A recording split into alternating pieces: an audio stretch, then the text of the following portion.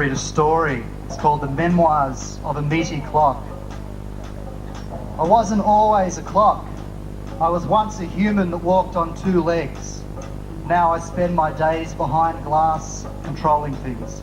I still feel like the person that I once was, but I know what I look like and I know what I do.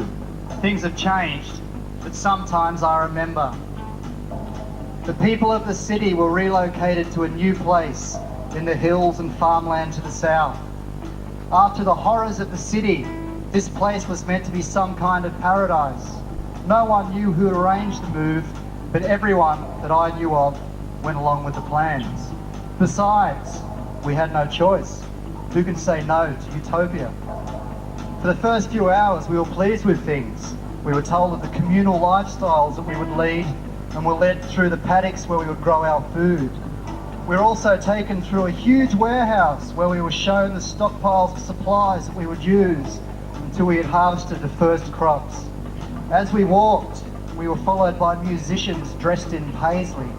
They played their guitars, singing idyllic songs with perfect voices. Everything was fine until we were shown our living areas, rows of apartment blocks set on a huge concrete square. We were marshalled onto the area in front of the buildings, where a man with a loudhailer called us by name and arranged us into groups of 20. There were a couple of school friends in my group. We were then shown inside the buildings. Each group was to have its own set of rooms.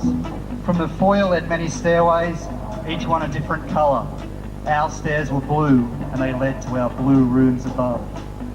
After we had put our things in our rooms, we went back to the square below. It seemed that everyone had done this. In the crowd, I ran into a girl that I liked. I asked her back to my room. With everyone in the square, we would be able to be alone. She followed me up the blue stairs, and we went into my room. We had just sat down when I heard my name being called. I went out to the landing at the top of the stairs and saw my two nieces climbing the first few steps. They told me that they had come over to visit. Matilda, my youngest niece, was holding a steaming cup of coffee, which her mother, my sister, had sent over for me. They were taking such a long time climbing the stairs that I went back inside to talk to my friend. But I was worried about the girls and I went back out to check them. Just as I walked out, I saw Matilda, with cup in her hand, lose her balance and topple backwards. I leapt down the stairs and managed to catch her even before she had made contact with the next step down.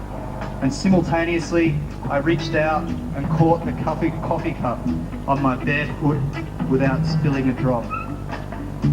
Things became more serious the next day. After breakfast, we were taken on a tour of the city. As we walked, amplified voices followed us, telling us about the rules and laws that we were to live by. It all seemed easy enough until we realised where the voices and rules were coming from.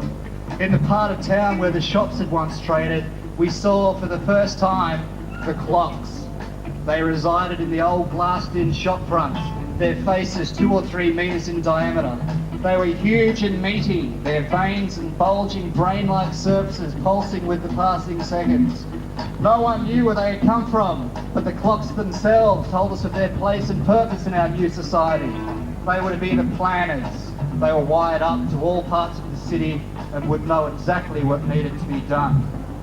At first, we didn't take too much notice of the clocks. As the days went by, though, we noticed how quickly we would be reprimanded should we break any of the new rules. Every couple of days, we would be paraded before the clocks, and they would lecture us, naming the offenders, about the need for cooperation. And they would throw in obscure observations that they had made, just to show us that they knew exactly what we had been doing. One day, several months later, I was in my room alone. Everyone else was at work. I had stayed at home, supposedly sick with the flu. At about 10 in the morning, one of the town officials arrived. She was an important figure, the supervisor of our entire block. It seemed that she was interested in me. After making her official inquiries concerning my absence from work, she continued talking, making what I thought were very suggestive comments. This went on for about 10 minutes, and I ended up feeling so certain of her intentions that I asked her to get into bed with me. Without answering, she rushed out of the room and building, heading towards the fruit market. I went back to bed, but 5 minutes later there was a knock on the door. I answered it, half expecting it to be the supervisor back to see me. But the police were standing there. They handcuffed me and led me away. telling me that I was under arrest for breaking one of the rules. I was punished in a large factory, a place where it seemed that anything was possible. I don't recall much from that time, but I do remember that there was meat everywhere being fed into huge, strange machines. I was on the ground, fat people sat on me. I fell, I saw, I realised with horror that my body was about to be stamped by one of the machines into the shape of a huge meaty clock. I spent the next year in a large round tin, my tissues curing after the operation. All kinds of fleshy bits and pieces had been added to me. I no longer had a distinct human body, it had merged with the rest. I remember that every now and then a bone would make its way to the surface after being rejected by my new tissues. A technician would come along and after pumping me full of chemicals would extract the bone and sew up the hole. It was only after this curing period was over that I was given my clockwork. But something inside me told me that this clockwork was only of cosmetic value. I really had no use for it. My purpose was something different altogether. I now sit in one of the city shop fronts, an ex-butcher's in fact. I float in a warm saline solution and tick along with all the other clocks. There are parts of me that even I don't know about. These parts perform all of the tasks that I have been put here for. The part of me that hasn't changed, that is my mind, spends its time looking at and thinking about the crowds that come to see me.